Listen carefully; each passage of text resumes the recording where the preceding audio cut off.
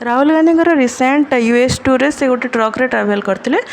कहते कि US truck रो कंफर्ट जोनटा इंडिया ट्रक टू बहुत अधिक आमर यूनियन मिनिस्टर नितिन गडकरी से डिक्लेयर करछंती कि 2025 भितर इंडिया रे जिते भी ट्रक अच्छी सबूर जोटा ड्राइवर को कैबिन जोटा से मैंडेटोरी एयर कंडीशनर लगे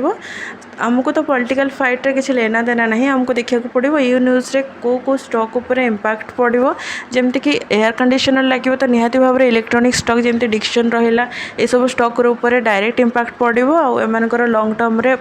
तार ग्रोथ भी भल हो आशा कर सहित जेहेतु कंस्ट्रक्शन हम